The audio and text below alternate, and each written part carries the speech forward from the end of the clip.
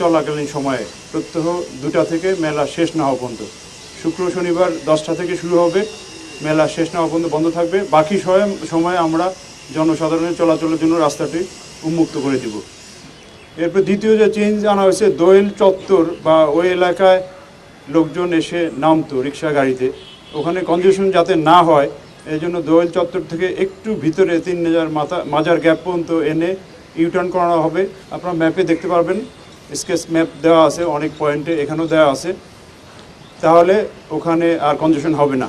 Plus TSC যে main gate, 1 নম্বর gate দিয়ে মেলা ঢুকবে, এর আশেপাশে পুরো এলাকা রিক্সা পার্কিং মুক্ত, গাড়ি পার্কিং মুক্ত এবং হকার মুক্ত রাখা হবে। 5টি পার্কিং এলাকা আছে, মহাসিন হল মাঠ, সরহদ্দি উদ্যান, তারপরে ফুলার রোডে আছে, আরেকটা আছে হলো এটা কি বলে জিমনেশিয়াম মাঠ, আর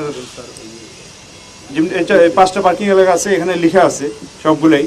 এই পার্কিং এলাকা যাতে সবাই পার্ক করে, আপনারাও আমরা আশা করব যে সবাইকে কনভে করবেন যে পার্কিং এলাকা চলে যেতে। প্লাস রিক্সাও যাতে ওইসব এলাকায় আশেপাশে থাকে, যাতে পার্কিং এলাকা থেকে লোকজন ওঠে, সেই আহ্বান আমরা করতেছি। আর মেলা থেকে বের হয়ে আমরা আশা করব সবাই পার্কিং এলাকায়